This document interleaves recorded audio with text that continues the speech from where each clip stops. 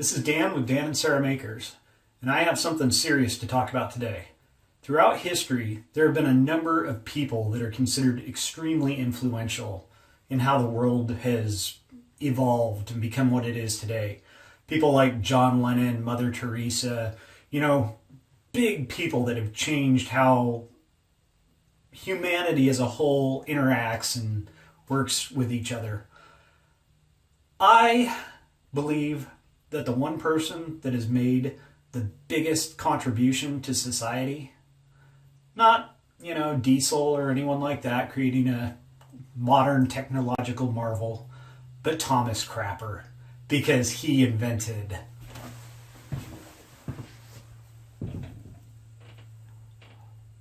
the toilet. Now, not many people on YouTube are probably going to invite you into their bathroom and show you their toilet. But because we're the makers, we are trying to spread as much knowledge about doing things as we possibly can. And one of those things is fixing a toilet. So our toilet here, unfortunately, has a little bit of a problem. It has the runs. It runs at night. So what we're going to do is we're going to replace the flapper on this toilet.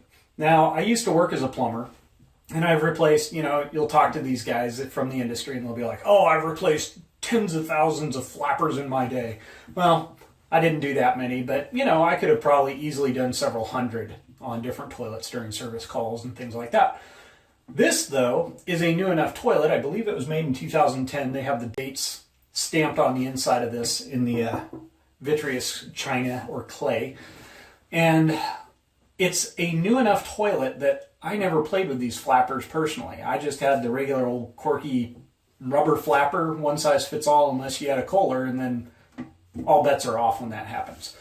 But this toilet has a unique flapper. It's a 3-inch diameter flapper, and there's kind of a universal replacement that I purchased, and it will work for quite a few different brands. So let's pull the lid on this thing and we'll take a look and see how we can fix this. All right. Hi there. First things first on a toilet like this. I'm going to pull the lid off. I like flipping them over because this part of the lid is somewhat rough. This part's smooth, and that makes it less likely to scratch the toilet seat when you set the lid upside down on the toilet seat. So we've got, let's do first things first. I'm going to shut the water off at the supply here on the wall. And it hasn't been shut off for a while. There we go.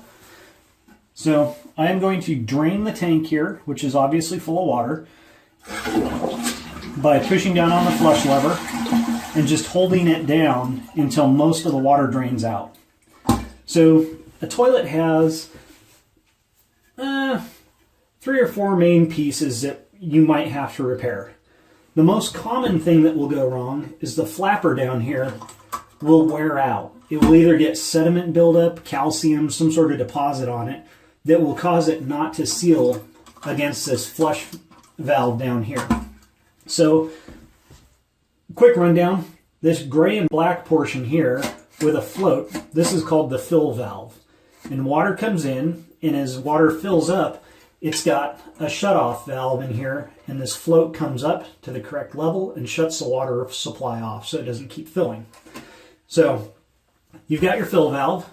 It goes into the flush valve over here, and the flush valve is basically a plastic tower with a ring down at the bottom that the flapper sits in.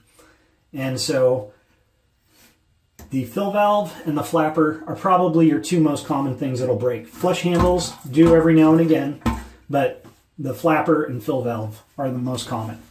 So in our situation, our flapper is the probable cause of the problem because the toilet will run intermittently. It'll refill. You'll hear it start refilling because water will leak down and will get the water level low enough that this fill valve turns back on. So what I'm going to do is I'm going to pull this flapper out. And sometimes it's not obvious where the issues are. It's just one of those things. So disconnected. It's got a little chain here. And this is indicative of toilet rubber the rubber gaskets and things like that that are used in toilets, they deteriorate over time, and that's why you'll get all this black stuff from the rubber. So that tells me that it's been in there a while and it's going bad. So I'll throw this in the garbage can real quick. Grab a little bit of toilet paper, that's always handy near a toilet most of the time. And that stuff's just about like ink.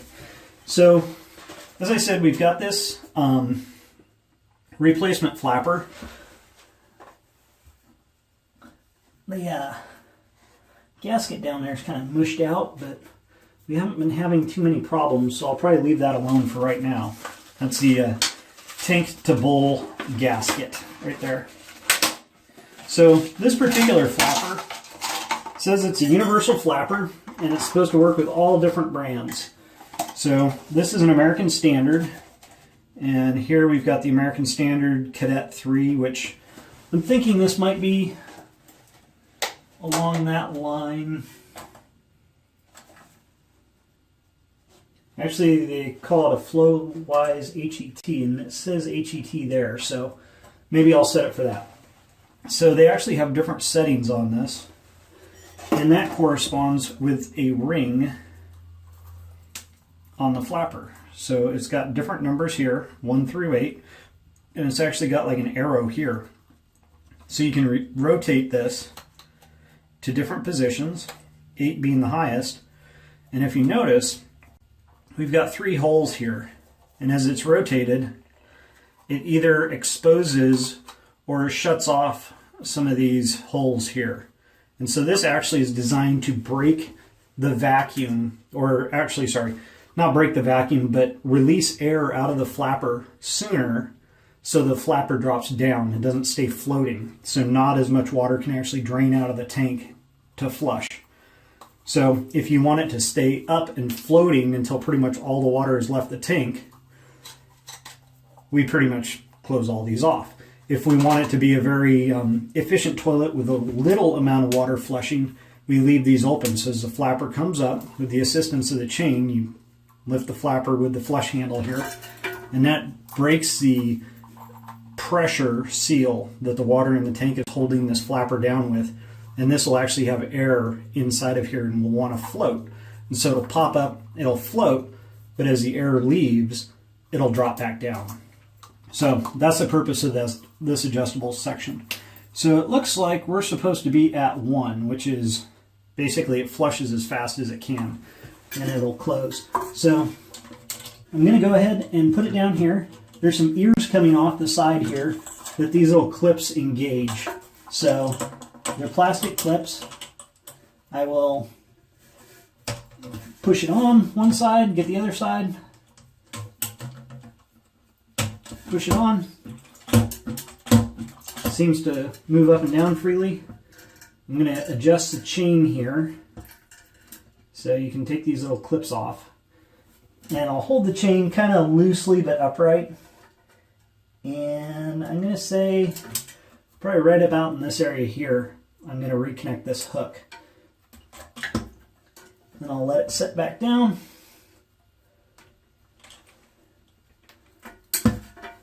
And then I'll give it kind of a test here. So one thing that you want to make sure is sometimes these handles, these flush handles, will actually go up so high if they're new, and they'll hit the underside of the lid and not raise this up high enough to actually break the seal and cause the toilet to flush. So sometimes I would put my hand over the top and just check it. So changed out the flapper, adjusted the chain. This is our preliminary run. So I'm going to turn the water back on. And as you can see, the fill valve has water coming out at the bottom. It's also coming out of this tube right here. I don't know if you can see it too easily. But the tank will fill back up. Water level will start to make this float and move up. And as it moves up, it'll actually start pushing this valve closed. And when it gets up to the highest spot where it's adjusted, it'll shut off. So I'll let it continue filling. It's super exciting watching toilets fill. And it'll shut off fairly soon. You don't want water to top this tube here. You want it to stop before that happens, or else it'll just keep dumping down and running into the toilet bowl itself. So, like I said, flappers come up, or the float has come up all the way because of the water level, and shut the fill valve off. And we will try that. So as you can see, it's not working quite like we need. So I am going to see about tightening up the chain a little bit. If that doesn't work, I will adjust the amount of air coming out. Basically, it's set right now to let the least amount of air out. Or sorry, no, let the most amount of air out. Okay.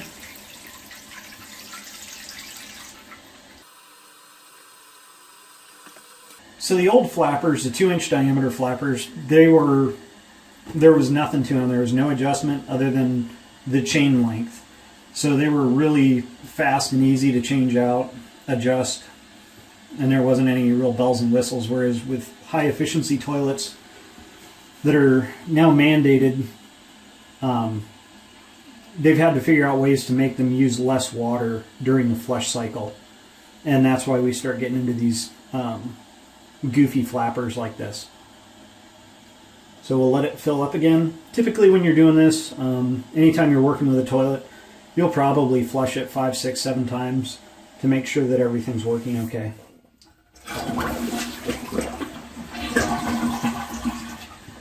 So that to me looked like it worked. It came up, the air got out, it broke the flotation of the flapper, and went back down before the tank was empty. So that's what we want. Now, one final hint is that when you put the lid back on, like I said, when I put my hand across here, we want to make sure that it still flushes and this doesn't hit the underside of the lid. Probably not going to be an issue here because I haven't loosened up or adjusted the flush handle.